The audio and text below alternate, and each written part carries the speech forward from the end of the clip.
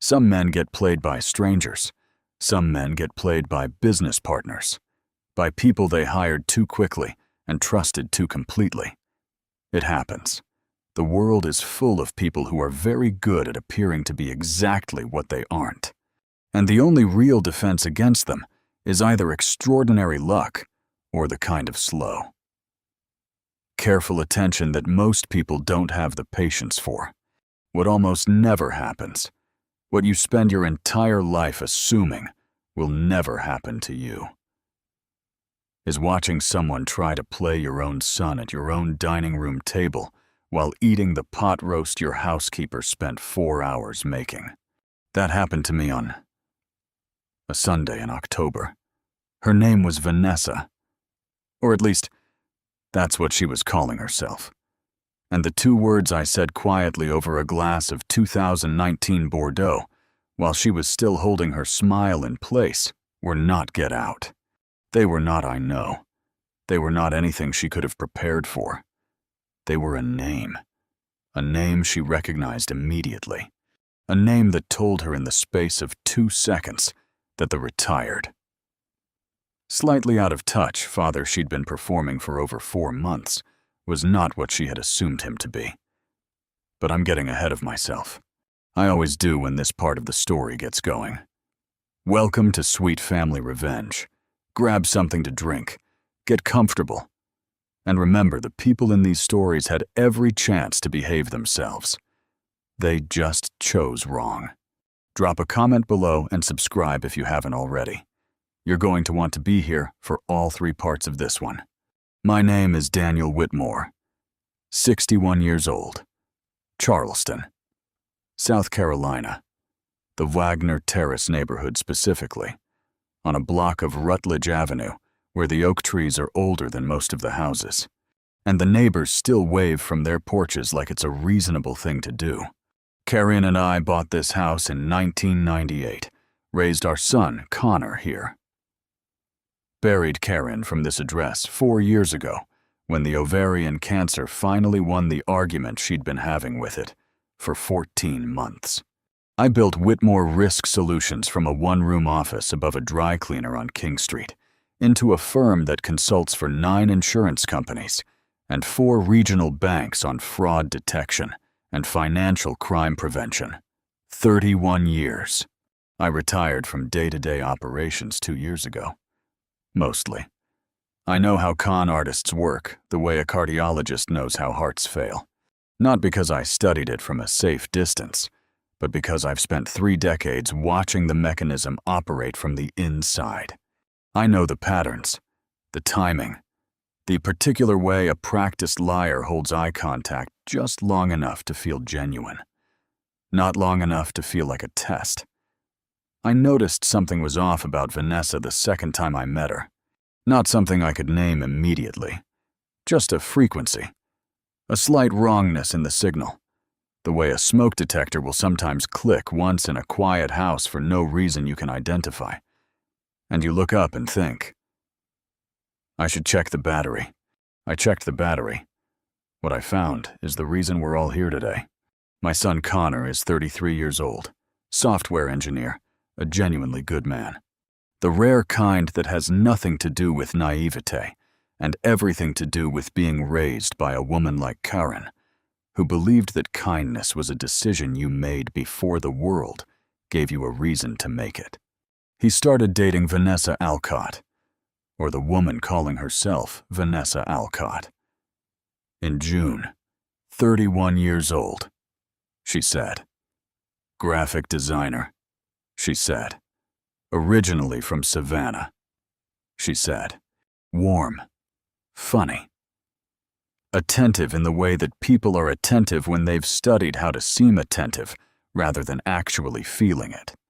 My head of security at Whitmore Risk Solutions is a man named Marcus Webb, 64 years old, former FBI Financial Crimes Unit, gravel voice, zero patience for anything that wastes his time, and the specific energy of a man who has seen every version of every scheme that human creativity and human greed have ever produced together. He's been running quiet background checks on significant people in my children's lives for 9 years. Not invasive, just thorough. The kind of thorough that costs enough that you only do it when the signal is worth the investment. Marcus called me on a Thursday morning in September. Not a text. A call. Daniel. His voice had that particular weight to it. The weight of a man who has found what he was looking for and isn't happy about it. The background check on the Alcott woman. Tell me, her name isn't Vanessa Alcott. Legal name is Sandra Reeves. Born 1992 Phoenix, Arizona. 3 aliases on record. Vanessa Alcott is the most recent. Established 14 months ago in Nevada. Active warrant out of Maricopa County for wire fraud. 2 prior incidents. Denver, then Portland, where she entered relationships with men from financially stable families. Became engaged, requested large transfers, described as wedding or relocation expenses, and disappeared within 48 hours of receiving the money. The kitchen was very quiet. Connor, I said. Has no idea, Marcus said. I checked his accounts. She hasn't moved yet. But based on the prior timeline, Denver was 6 months in, Portland was 5. She's close, probably 10 days, maybe 2 weeks. I didn't know yet that close meant exactly 10 days. Send me everything, I said. Already sent. A pause. The specific Marcus Webb pause. That means he's about to say something he's been deciding how to word. Daniel. The Denver incident. The man she targeted. He was 58 years old, lost his wife 2 years before she found him. I closed my eyes for a moment. She researched Connor, I said. She researches all of them, Marcus said. Thoroughly. I sat with that for a long time after I hung up. Then I made a plan. The Sunday lunch was her idea. That alone should have told Connor something, though I understood why it didn't.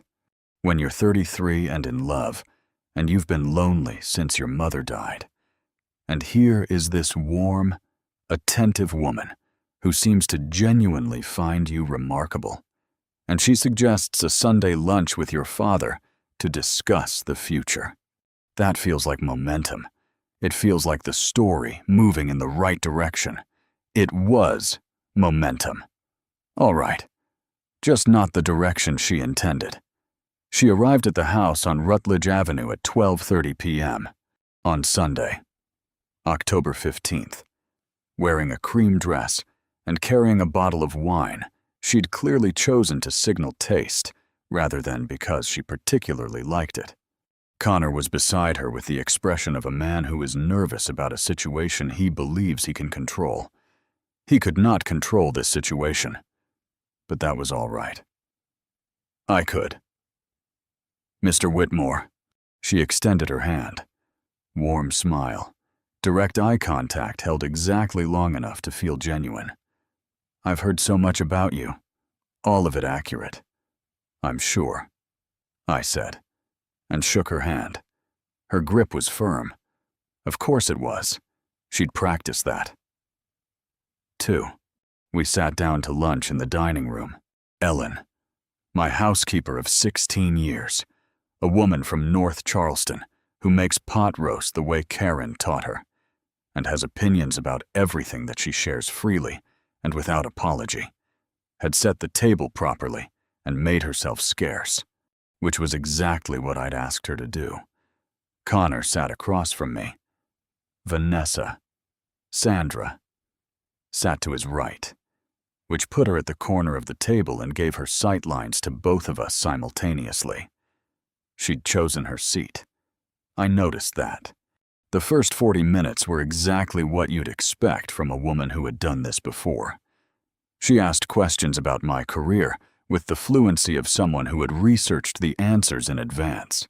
She described design projects with prepared confidence. She touched Connor's arm at intervals that were calibrated rather than spontaneous. Often enough to signal we're a unit, Not so often that it tipped into performance. It was a very good performance. I've seen better. But not many. Connor was quieter than usual. He has Karen's eyes, and when something is bothering him, Karen's specific stillness. The stillness of someone processing something they haven't yet decided how to name. I've been watching him all morning and thinking, he knows something is wrong. He just doesn't have the words for it yet.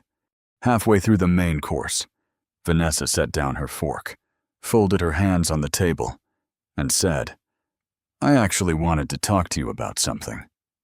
Daniel, I hope that's okay. Of course, I said. Connor and I have been doing a lot of thinking about the future, a warm glance in his direction. Intimate.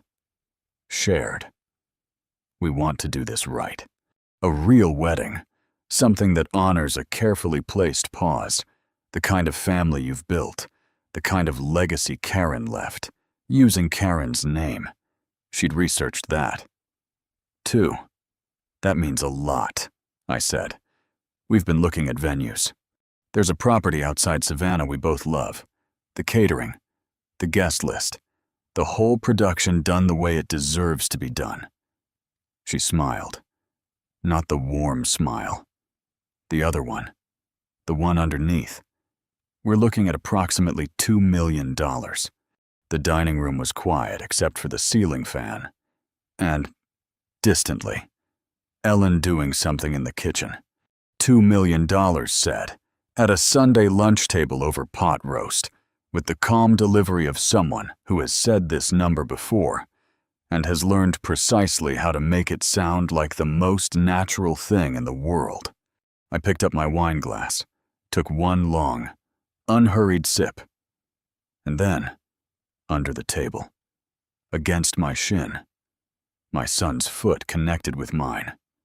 Hard. I glanced at him ad Jerorim. His eyes moved to his left hand, which was resting below the table line. In his fingers, folded once, was a small piece of paper. He slid it toward me along the edge of his chair. I took it without changing my expression, reached into my pocket as though checking my phone, unfolded the paper under the table. 4 words in Connor's handwriting, small and tight. The handwriting of a man concentrating very hard on keeping his face neutral. Dad, she's a con artist. Help. I didn't let a single thing reach my face. Not relief, though I felt it. Not satisfaction, though I felt that too. Not the particular warmth of understanding that your son, raised by a remarkable woman, had trusted his instincts at exactly the right moment and reached for exactly the right person. All of that could wait. I refolded the note, put it back in my pocket, picked up my wine glass, looked at the woman across the table who was reading my silence as consideration. As a man calculating whether 2 million was a negotiable opening number, that is a significant figure, I said pleasantly. It is, she agreed, but some things are worth doing properly. Absolutely, I said. I set down the glass. Tell me, I said in exactly the same pleasant tone. How is Derek doing these days? The smile didn't break immediately. That's the thing about professionals. They don't shatter on the first hit. The training holds for a moment. The smile held for approximately 1 full second after I said that name. Long enough that someone not watching carefully would have missed the change entirely. I was watching carefully. I have been watching carefully for 31 years. 1 second. Then something moved behind her eyes. A quick, involuntary recalculation.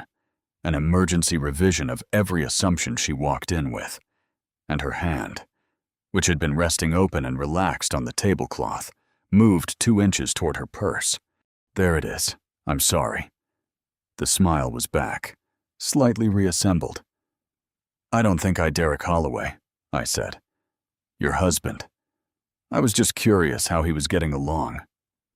The dining room was completely silent. Connor looked at me, then at her, then back at me. "Son," I thought, "I promise I'll explain everything. You've got about 18 minutes. Sandra Reeves set down her fork. "I don't know anyone by that name," she said. Steady voice, steady eyes, professional to the last. "That's interesting," I said. "Because he's been employed at Whitmore Risk Solutions for 4 years, and you appear in his personnel file. Specifically in the photograph attached to his spousal benefits enrollment submitted in 2000 to 2001. The two of you at what appears to be a courthouse in Phoenix." I picked up my wine. "You were wearing white in that photograph, too. Different style, but white. The way light leaves a room when the sun goes behind a cloud." Connor said very quietly. "Vanessa Sandra," I said. "Her name is Sandra Reeves. Active warrant out of Maricopa County, Arizona. Wire fraud." The silence that followed was the specific silence of a table at which every calculation has been revised simultaneously by every person sitting at it. Sandra Reeves looked at me for the first time since she'd walked through my front door. The performance was entirely gone. Just a woman looking at the one man in the room who had known exactly who she was since September. I didn't know yet what was going to happen in 18 minutes. But I had made a phone call. Phone call that morning, and Marcus Webb had never once in his life been late. Nobody moves in a dining room that's gone completely still. Not right away. There's a moment, 3-4 seconds, where everyone at the table is waiting for the situation to resolve itself, the way you wait for a glass that's tipping to either catch itself or fall. Nobody breathes. Nobody reaches for their water. Everyone just waits. Then Connor said, "Dad, what is happening right now?" Not a question, a statement delivered with the specific tone of a man who needs information immediately and is being extremely controlled about how he's asking for it. "What's happening," I said, "is that I've known since September, and I've been waiting for her to make the ask." He stared at me. "Since September. Marcus Webb ran a background check in late August, called me with the results on a Thursday morning. Sandra Reeves. Newell. Born Sandra Reeves. Multiple aliases. Active warrant. 2 prior incidents very similar to this, one in Denver and Portland." "You knew," Connor said. "For 6 weeks you knew, and you needed her to sit down at this table and say that number out loud. With a witness." Connor looked at Sandra.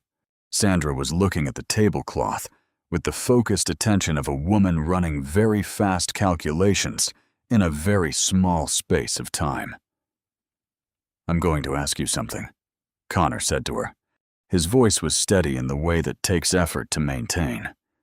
"And I want the truth, not a performance. The truth." He paused. Was any of it real? She looked up at him for just a moment. One unguarded, genuine moment. I saw something cross her face that wasn't calculation. What it was exactly I couldn't say.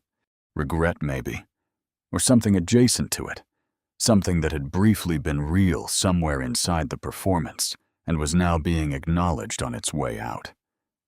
Then it was gone. "I'm not going to answer that," she said quietly. "That's an answer," Connor said. He picked up his fork, set it back down, picked up his water glass instead, and took a long drink. The way a man drinks when he needs to do something with his hands while he processes something his brain isn't entirely ready to process. I'd worried about this moment, the moment he found out. Corinne used to say Connor felt everything twice, once when it happened, and once when he had time to sit with it. The first hit was landing right now. The second one would come later in a quiet room, and that was the one I couldn't be there for. But right now, I needed him present. "Connor," I said. He looked at me. "There's a car outside," I said. "It's been there since 12:15. He understood immediately. You called Marcus before I made coffee, and the car is waiting for my signal. I looked at Sandra, which I haven't given yet because I wanted to give you the opportunity to make a decision. Whether you walk out of this house cooperatively or whether the conversation gets more complicated. I said it without particular heat.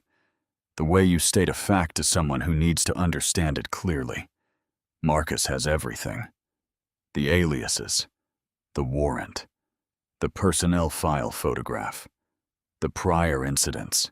If you have anything you'd like to add, anything that helps the process along, now is the time. She was quiet for a moment. Then she said, "How long have you known about Derek? 8 months, I said. He submitted a spousal benefits change request last February. My HR director flagged it for review per standard protocol because the name on the application didn't match any existing employee record for the spouse. It came across my desk as a courtesy review. I paused. I filed it away. I didn't connect it to anything at the time. Then Marcus pulled your background check in August, and the name was there in the Maricopa County marriage record." She absorbed that. "He doesn't know," she said. Not a question. "Derek, no. He's a good employee, actually. Careful, reliable, shows up early.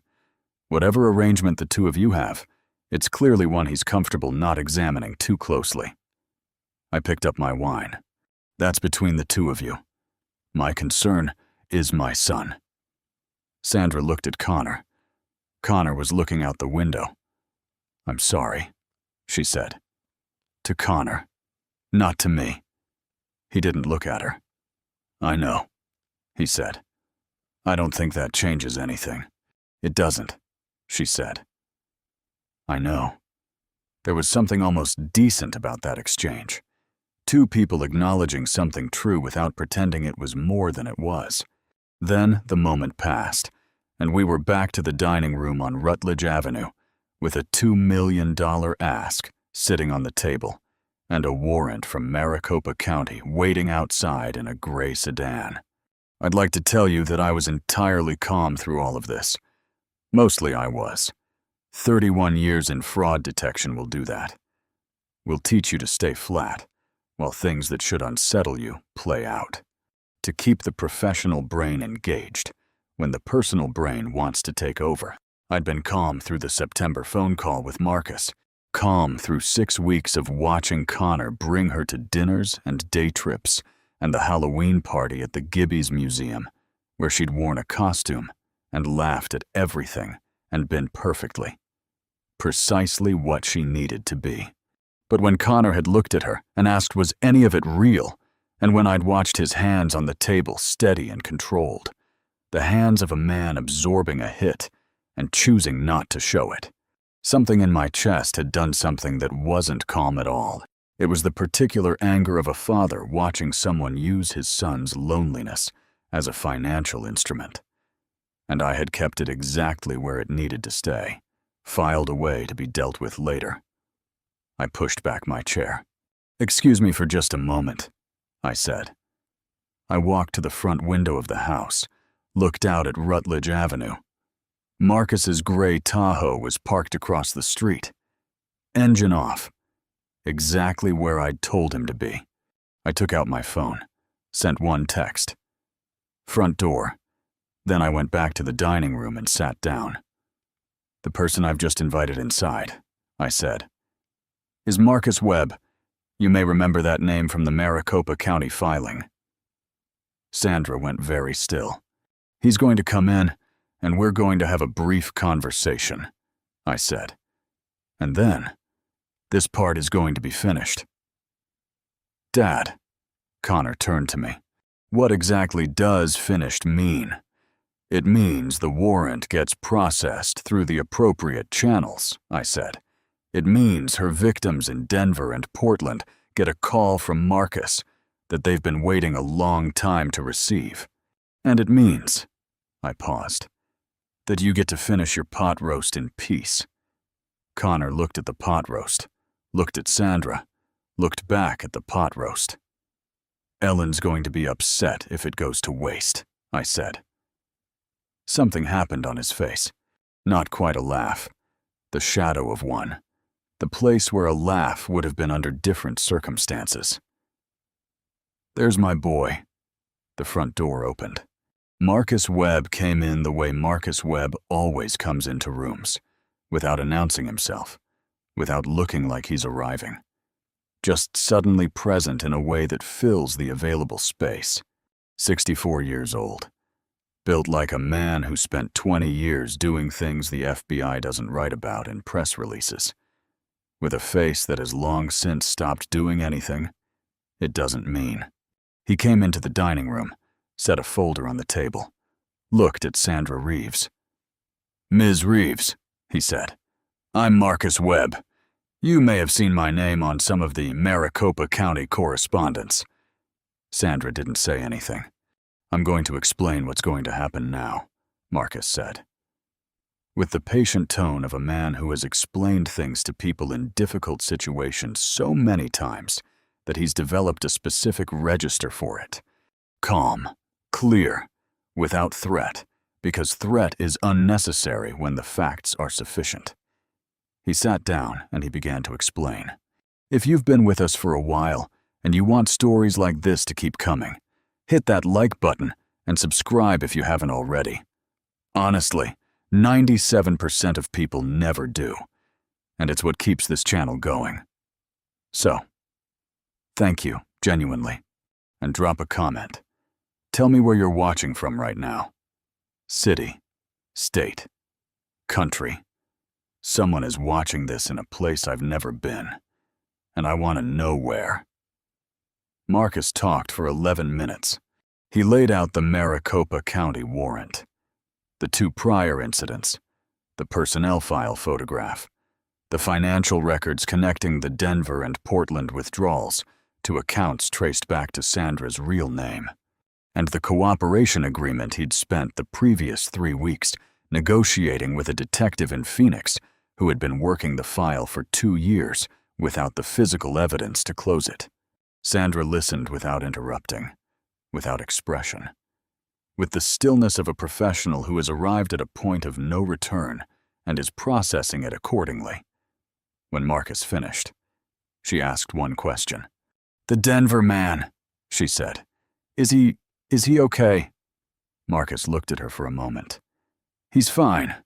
Rebuilt his accounts. Moved to Colorado Springs. Has a dog." A pause. "He'd like his $340,000 back." "I know," she said quietly. "The Portland situation is more complicated," Marcus said. "But that's between you and the DA's office, not for this table." She nodded. Connor had eaten half his pot roast during Marcus's 11 minutes. I noticed that. Not with pride. Exactly. More with the specific relief of a father watching his son choose to eat lunch instead of completely falling apart. Which at 33 years old, when the person you thought you were going to marry turns out to have an active warrant from Arizona, is honestly a reasonable choice. Corinne would have been proud of him. She would have been furious with me for not telling him sooner. But proud of him. Marcus drove Sandra Reeves to the Charleston County Law Enforcement Center on Milligan Road at 2:45 p.m. that Sunday afternoon. She went without drama, without scenes, with the resigned professionalism of someone who had known this destination was always at the end of one of these roads, and had simply been running a calculation about how long the road was going to be. It had been 4 months and 13 days, not her longest, not her shortest. I watched Marcus's Tahoe pull away from the curb on Rutledge Avenue. Then I went back inside and cleared the table. Connor was still sitting in the dining room when I came back through with the second stack of plates. He had his elbows on the table and his hands over his face in the posture of a man who was doing his accounting. I sat down across from him. We sat there for a moment without talking. The ceiling fan turned. Outside. Somewhere on the block. Somebody was mowing a lawn, which seemed almost offensively normal given the last 3 hours. "I have questions," Connor said into his hands. "I know," I said. "A lot of them." "I know." He lowered his hands, looked at me. He had Corinne's eyes red at the corners now, in a way that he was visibly refusing to acknowledge. You should have told me. Yes, I said. And no, that's not an answer. If I'd told you in September, what would you have done? He opened his mouth, closed it. You would have confronted her, I said. Which is the right instinct and the wrong move. She would have disappeared. No resolution for Denver. No resolution for Portland. The warrant stays open. She resurfaces somewhere else in 8 months with a different name and does it to someone else's son. And she'd researched you, I said, more quietly. She'd chosen you specifically, knowing about your mother, using it. I paused. I needed the ask on the record. I needed it at this table, in this room, with a witness. I needed it done. So I was bait, he said. No, I said. You were never in any financial danger. I had your accounts flagged with Marcus from the day I got the call. She couldn't have touched $1. I looked at him. You were the reason it had to be done cleanly and permanently. He was quiet for a long time. She asked me once, he said finally, what Mom was like. The kitchen was very still. What did you tell her? Everything, he said. I told her everything. A pause. She cried. I didn't know in that moment whether that had been real or performance. I think Connor didn't know either. I think that was going to be the thing that took the longest to land. Come on, I said. I stood up. Ellen made pie. We're not wasting the pie. He looked at me for a moment. Then slowly he pushed back from the table and stood up. There's pie, he said. There's always pie, I said. That's the whole point of having Ellen. We went to the kitchen. Some stories end at the arrest. The handcuffs click. The car drives away. The dining room gets cleared. And the story files itself under finished in the back of the mind. Justice served. Chapter closed. Move along. This story didn't end at the arrest. It started there. Wednesday morning, 3 days after the Sunday lunch. I was making coffee at 6:45 a.m. when Connor came downstairs in the specific way of a man who has not been sleeping well and has run out of patience with himself about it. He was in the same sweatshirt he'd been wearing for 2 days. Connor, who irons his jeans, who was wearing the same sweatshirt for 2 days, and he sat down at the kitchen table and looked at me with his mother's eyes and said, I want to know everything, from the beginning, all of it. I poured him a coffee, set it in front of him, sat down, and told him, not just September's phone call, everything before it. The flag Marcus had raised in February about Derek Holloway's spousal benefits change.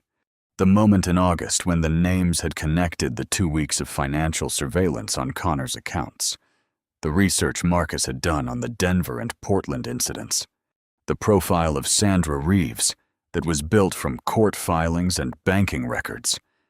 And 2 interviews with a Phoenix detective named Gail Hartley, who had been working the case for 2 years without enough to close it. Connor listened without interrupting. He was very still in the way he gets when something is important. Corinne's stillness, hands around his mug, eyes on the table, processing. When I finished, he asked one question. The man in Denver, what was his name? Robert Callahan, I said. 58 years old, lost his wife in 2019. Sandra found him 8 months later. He transferred $340,000 over 6 weeks. She was gone on the 43rd day. Connor looked at his coffee. She asked me once what Mom was like, he said. He'd said this on Sunday, too, sitting at the table after Marcus had driven away. He was saying it again because he was still working out what it meant. I talked about her for an hour. Sandra sat there and listened and asked questions and he stopped. Robert Callahan probably did the same thing. Probably, I said. That's the thing she uses, he said quietly. It wasn't a question. It was a man arriving at a conclusion he'd been working toward for 3 days. The grief. The talking about someone you've lost. She learns everything, and then she becomes the person who listens, the person who wants to know. And you think it's because she cares. Yes, I said, because it's the thing you most want, he said. Someone to ask, someone who wants to know. I didn't say anything. I let that sit where it needed to sit. He was going to be okay. Not immediately, but he was going to be okay. He was. But his mother's son. Detective Gail Hartley from the Maricopa County Sheriff's Office called me on Thursday morning. She sounded like a woman who had been doing this job long enough to have developed a specific phone voice. Efficient, precise, not unkind. Mr. Whitmore, I understand your firm's investigator made contact with Sandra Reeves on Sunday. He did. She's currently with Charleston County. Should take about 3 weeks given the volume on the Phoenix docket. A pause. I wanted to thank you personally. The physical evidence your investigator compiled, the personnel file photograph, the accounts documentation, that's what we've been missing for 2 years. Happy to assist, I said. Mr. Callahan in Denver is going to be very relieved, she said. He's been calling this office every 6 weeks for 18 months. I thought about Robert Callahan, 58 years old, lost his wife, called the detective's office every 6 weeks for 18 months. Some men wait for justice and wait and wait. Please give him my regards, I said, and tell him the money is coming. Marcus is working the asset recovery. Another pause. Mr. Whitmore, can I ask, how did you connect the personnel file photograph to the background check? That's a fairly unusual link. I run a fraud detection firm, I said. Everything goes through cross-reference. It's just habit. Habit, she said, with a tone suggesting she found this understated. Well, whatever you want to call it. It closed a 2-year case. So, thank you. Made a second cup of coffee. Stood at the kitchen window looking at the oak trees on Rutledge Avenue. October had turned into November while I wasn't paying attention. Some habits are worth keeping. 2 weeks after the Sunday lunch. Marcus called. Asset recovery update, he said. Sandra had 3 accounts we've been able to trace. 2 are frozen pending the Maricopa proceedings. The third, a smaller account in Nevada, was accessible and has been liquidated per the civil judgment. Amount. Split per the recovery agreement. Denver gets the lion's share. Portland secondary legal fees off the top. A pause. Your son gets nothing from this. She hadn't touched his accounts. I know, I said. That was never the point. I know it wasn't, Marcus said. Just confirming. How's Derek Holloway? A pause with something almost human in it. Filed for divorce last week. Apparently. This wasn't the first time he'd been, let's say, informed about his wife's activities. He just hadn't had a specific warrant and a detailed report to look at before. Is he going to be all right? He'll be fine, Marcus said. Good employee. You said so yourself. Keep an eye on his file, I said. Make sure the next performance review reflects what it should. Already noted, Marcus said. Good man. Marcus. On a Saturday morning in late November, Connor drove over from his apartment on the east side of town. I heard his car in the driveway at 9:15, and I'd already put coffee on because he always comes at 9:15 on Saturdays now. Which is new. Which is one of the things that came out of the Sunday lunch that I hadn't anticipated. And I'm not going to say anything about because if I say anything about it, he'll stop doing it. He came in and sat at the table, and we drank coffee.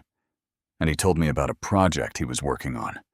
Something with a new database architecture I understood roughly 30% of, and nodded along to with the confidence of a man who understands 100%.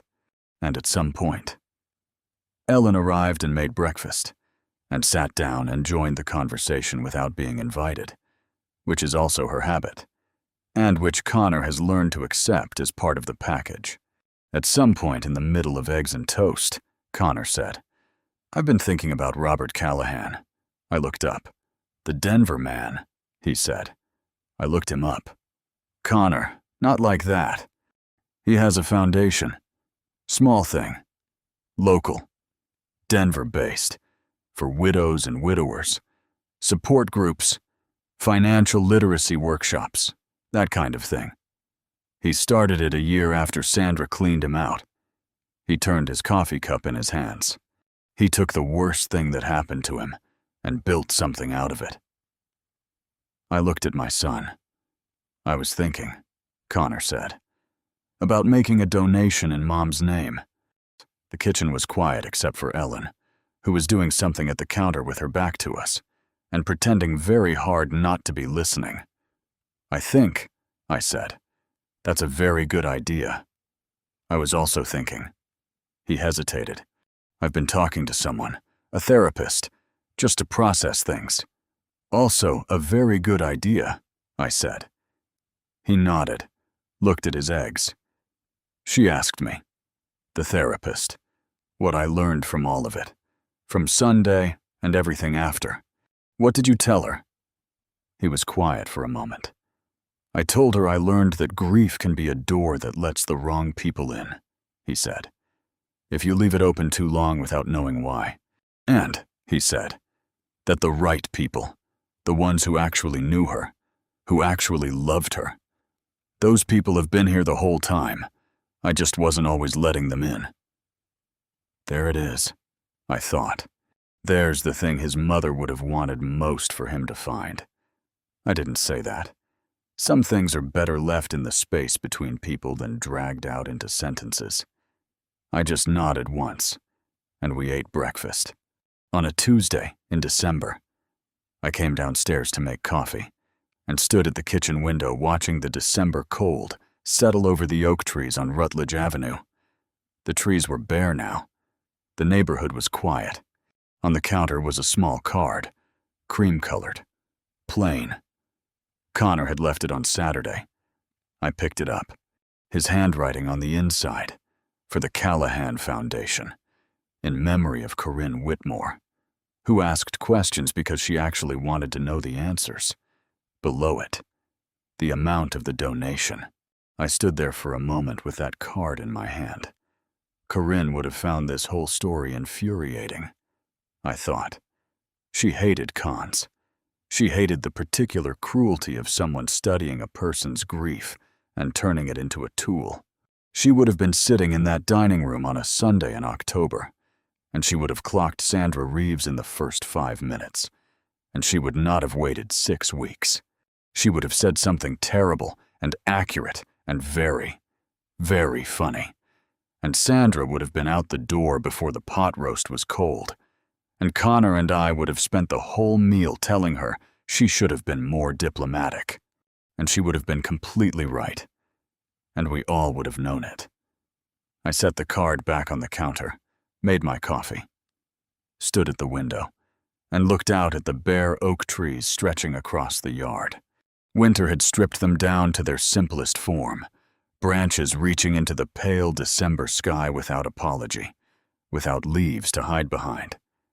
Corinne and I always loved them most that way. She used to say you learned more about a tree in winter than you ever did in summer. Anyone can admire something when it's covered in green. Character shows itself when all that's left is the structure underneath. I never forgot that. Funny how the people we love leave behind sentences that quietly become part of the way we understand the world.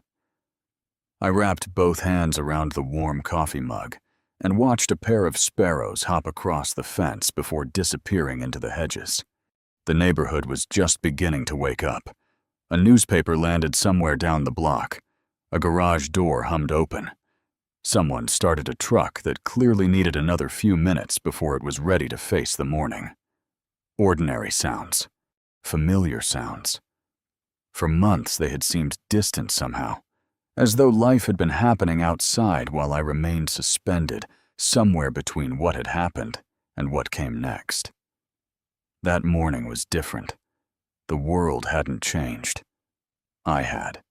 "Got her, Corinne," I said quietly to the kitchen, to the house, to the particular quality of December morning light that had always felt more like her than any photograph ever could. "Your boy's all right." I smiled before adding the part she probably already knew. "He's going to be all right." Saying the words out loud made them feel real in a way silent thoughts never quite manage. The strange thing about grief is that it doesn't disappear. It simply learns to sit beside gratitude instead of blocking it. I still missed her every day. I probably always would. But missing someone and moving forward are not opposites. Sometimes they're companions. She had spent years teaching me that love wasn't measured by how tightly you held on. It was measured by whether the people you loved became stronger because you had been there. Looking around that kitchen, I realized she had succeeded completely. Every cupboard still held little reminders of her. The blue mixing bowl she insisted was luckier than the others. The handwritten recipe card tucked inside the old cookbook. The tiny chip in the windowsill where she'd once dropped a flower pot and laughed much harder than the accident deserved. None of those things made the house feel haunted. They made it feel lived in, loved in. The coffee finished brewing. I poured another half cup and carried it onto the back porch despite the cold. The air had that sharp December bite that wakes you up faster than caffeine ever could. Across the yard, the oak trees stood exactly where they'd always stood, patient enough to wait through another winter because they already trusted spring to keep its promise. There was comfort in that. Some things don't need reassurance. They simply endure until the season changes. I thought about everything the past 4 months had demanded. The uncertainty, the difficult conversations, the paperwork, the nights when sleep seemed farther away than morning. At the time, it had felt endless, standing there with warm coffee in my hands. It suddenly seemed like one chapter instead of the whole book. That's the gift time gives us when we're fortunate enough to keep moving through it. It quietly restores proportion. Before going back inside, I looked once more at the yard, the bare branches, the familiar porch rail Corinne used to decorate every Christmas with far more lights than any reasonable person would have chosen. I could almost hear her telling me I'd hung them unevenly again. She would have been right.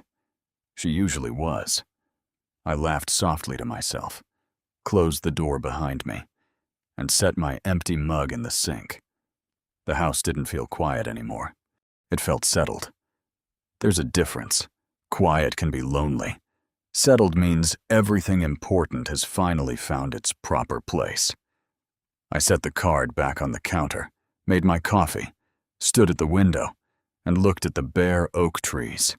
"Got her, Corinne," I said to the kitchen, to the house, to the particular quality of December morning light that has always felt more like her than any other time of year. "Your boy's all right. He's going to be all right." The coffee finished brewing. I poured a cup, and for the first time in 4 months, the house on Rutledge Avenue felt exactly the way it was supposed to feel, like somewhere the right people lived. Like home. If you liked this story, join our community by hitting that like button and subscribing for more real, raw, and family-centered stories.